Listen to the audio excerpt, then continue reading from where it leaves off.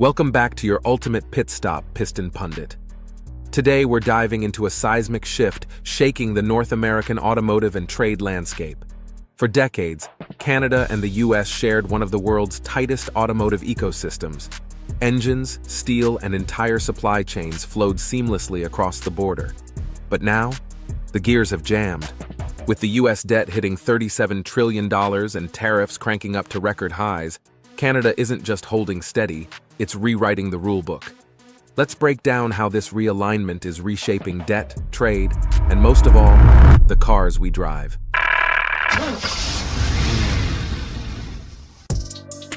Debt and tariff shock, the perfect storm. Mid-2025 delivered a milestone no one expected so soon.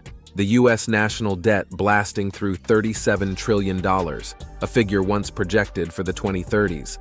Pandemic borrowing, successive tax cuts under Trump and Biden, and the 2025 Big Beautiful Bill all fed into a debt avalanche now growing by nearly $1 trillion every 5 months.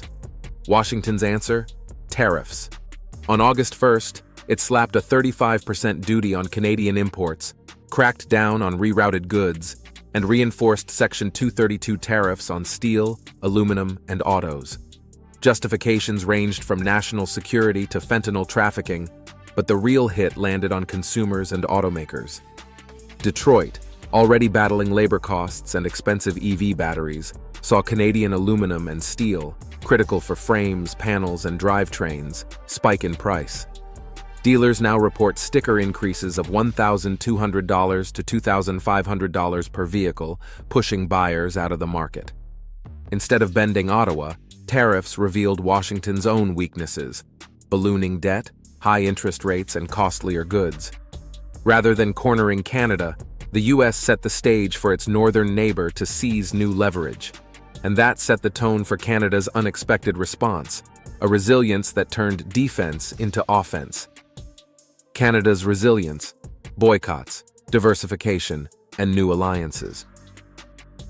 Many expected Canada to fold under tariff pressure. Instead, Ottawa turned the trade war into a rallying cry. The Buy Canadian movement swept the nation, driving boycotts of U.S. goods, reshaping shopping habits, and slashing cross-border travel. U.S.-branded alcohol sales in Canada plunged more than 60%, while tourism flipped. More Americans visited Canada than Canadians traveling south, a symbolic reversal. Prime Minister Mark Carney, sworn in March 2025, declared the old model of dependency over. His One Canadian Economy Act pushed to dismantle interprovincial barriers and upgrade rail, highways, and digital grids, uniting Canada into a single economic engine. Diversification followed fast. The U.S. share of Canadian exports fell from 78% to 68% in just a year, while UK exports surged fivefold, led by record gold shipments. Europe, Japan, and Australia also logged double-digit growth. Most critically, Canada turned to Mexico, with joint port, energy, and logistics investments backed by $2 trillion Canadian dollars in pension funds. Canada is no longer playing defense. It's writing its own playbook for long-term independence. Before we delve deeper, do us a favor. Smash that like button and hit subscribe to Piston Pundit. It helps us reach more auto enthusiasts just like you. Now let's shift gears and steer into the auto sector itself, where supply chains are being rewired under pressure. Automotive realignment, supply chains, and rules of origin. No sector shows the shock more clearly than autos. Cars and trucks make up about 15% of Canadian exports to the U.S., with engines, transmissions, and parts crisscrossing the border multiple times before assembly. Tariffs didn't stop this flow, but they made it far more expensive. Automakers faced two choices: fully meet USMCA's 75% content rule, or pay tariffs. Roughly 65% of Canadian-built vehicles already qualify, but others, especially EVs with Asian battery components, remain exposed. To fix this, GM and Stellantis are shifting battery supply chains into Canada, boosted by Ottawa's EV incentives and mineral reserves. Consumers feel the hit.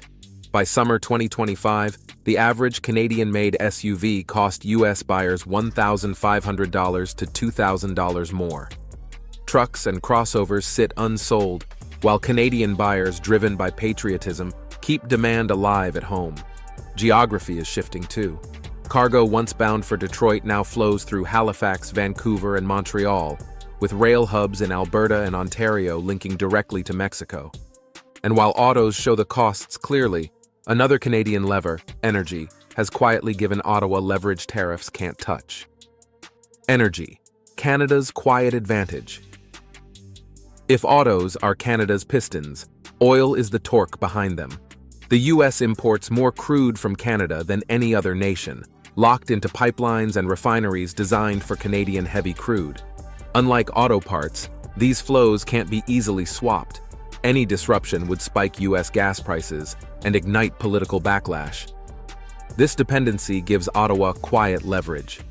Even as rhetoric hardened in 2025, oil exports south stayed steady, while rising global prices boosted Canadian revenues. Those profits are being reinvested into pipeline upgrades, LNG terminals, and renewable projects, cementing Canada's energy dominance. Energy prices ripple through the auto sector. Higher crude pushes up plastics and transport costs, while making hybrids and EVs more appealing to buyers squeezed at the pump. Ironically, America's reliance on Canadian oil helps bankroll Canada's push into EV incentives and global trade independence. Canada is also using oil wealth to strengthen ties with Mexico, funding solar and wind projects through the Maple 8 pension giants. With autos adapting and energy empowering, Canada's bigger picture becomes clear, a new trade map for North America. Redrawing the North American Playbook. By 2025, North America looks transformed. Canada, once the junior partner, has flipped the balance. Its exports to the U.S. fell 10 points in a year, while markets from London to Jakarta surged.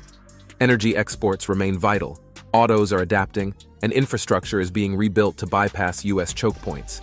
The U.S., meanwhile, is reeling. Alcohol exports to Canada plunged over 60%, auto part orders shrank, and border retailers saw profits thin. Tourism flows reversed. More Americans now visit Canada than the other way around, while Canadian travel south dropped nearly 40%. Investment trends tell the story. To shield from tariffs and unpredictable policy, U.S. firms are moving production lines north, bringing jobs, R&D, and capital into Canada. Washington's strategy is backfiring, fueling Ottawa's rise instead. For Canada, this is long-term architecture, diversified trade with Mexico and overseas markets, energy leverage, and a hub-and-spoke model with Ottawa at the center. Which raises the big question. Verdict: has Canada truly taken the driver's seat? What began as Washington's tariff offensive now looks like Ottawa's breakout moment.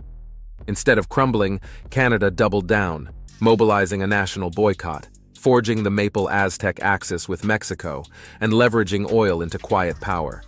Its auto sector is adapting, its infrastructure modernizing, and its trade links broadening. Meanwhile, the U.S. stumbles under debt and policy whiplash. So where does this road lead? Has Canada truly seized the wheel of North American trade, or is this just a detour before Washington regroups? One thing is clear: the center of gravity is shifting, and Piston Pundit will be here to track every twist and turn. Before we wrap up, we want to hear from you. Do you think Canada can sustain this new trade leadership, or will U.S. pressure eventually force a rollback? How much of a role will energy dominance play in shaping the auto industry's future on both sides of the border? And do you believe American automakers can adapt fast enough? Or are we watching Detroit lose ground for good? Share your thoughts in the comments. We want to know your take. And if you haven't already, hit that subscribe button to stay notified on the next vehicle updates and deep dive breakdowns. Thanks for watching, and until next time, this has been Piston Pundit. You can now check out any of the videos on the screen. There's plenty more to explore.